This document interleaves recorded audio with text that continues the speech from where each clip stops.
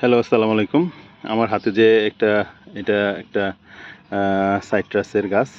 গাছটা হচ্ছে কামকোয়াট। দেখেন কামকোয়াটের আগের ভিডিওতে আমি দেখিয়েছি যে এই যে এখানে ড্রাই ব্যাক ধরেছিল, মানে এখানে ৪-৫টা আ পাতা ছিল, পড়ে গেছে।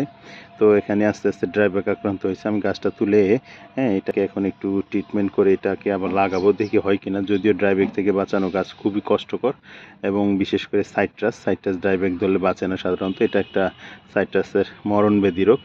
দেখেন ড্রাই ব্যাকের প্রধান কারণ হচ্ছে এই দেখেন, এই যে শিকড়টাকে আমি আপনাদেরকে ভালোভাবে দেখাই, একটু ক্লোজ করে দেখাই। এই যে দেখতে পাচ্ছেন, এই যে শিকড় আমি কাটছি, এই শিকড়ের মানে এটা আরও ৫-৬ ইঞ্চি লম্বা ছিল। এই দেখেন, এই দেখেন, এই যে দেখেন, এই যে আপনাদেরকে দেখাই, দেখেন এটা পচন ধরছে। মানে শিকড়টা এই যে দেখেন, এই যে পচন ধরছে, এই দেখেন, এই দেখছেন, এই যে নরম, মানে এটা পচন ধরে, মানে হলো এটা হয়ে গেছে। এটা ড্রাই ব্যাগের একটা মূল কারণ। এই দেখেন, এই যে দেখছেন, এই শিকড়টা পচন ধরে, মানে হচ্ছে গাছটাকে গ্রোথ কমাই দিছে এবং গাছে পুষ্টি সরবরাহ বন্ধ করে দিছে, যার কারণে গাছের উপর থেকে আস্তে আস্তে শুকানো শুরু হয়েছে। এবং ড্রাই ব্যাগের বেশ কয়েকটা কারণ আছে, যার ভিতরে এটা একটা প্রধান কারণ। যে আপনার শিকড় যদি কোনো কারণে ড্যামেজ হয় বা শিকড় কোনো কারণে খারাপ হয়, তো শিকড় ড্যামেজ হওয়ার কারণ কয়েকটা আছে, যেমন অতিরিক্ত পানি।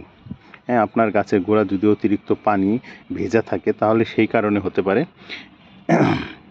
সেজন্য অতিরিক্ত পানি কিন্তু কোনো গাছে দিবেন না। এবং গাছে যদি আপনার এর পানি নিষ্কাশন ব্যবস্থা ভালো না থাকে, সেক্ষেত্রে কিন্তু এই সমস্যাটা হয়। সো সবসময় আপনারা যখন ড্রাম বা বালতি ব্যবহার করবেন, অবশ্যই আপনারা হচ্ছে নিচের দিকে ভালোভাবে করে ফুটা করে দিবেন এবং ফুটাতে বড় পাথর বা দিয়ে দিবেন, যাতে পানিটা খুব তাড়াতাড়ি নিষ্কাশন হতে পারে।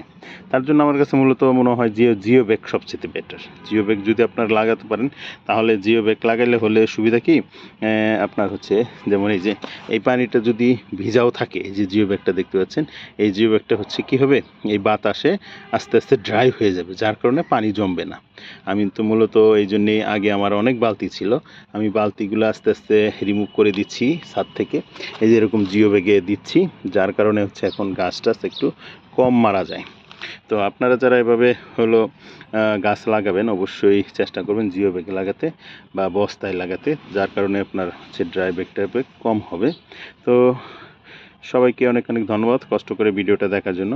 অবশ্যই যদি ভিডিওটা ভালো লাগে, অবশ্যই শেয়ার করে দিবেন। পারলে একটু সাবস্ক্রাইব করে দিবেন। এটা আমার নতুন ইউটিউব চ্যানেল, টুনটুন অর্গানিক হাউস। সবাইকে অনেক অনেক ধন্যবাদ। আসসালামু আলাইকুম।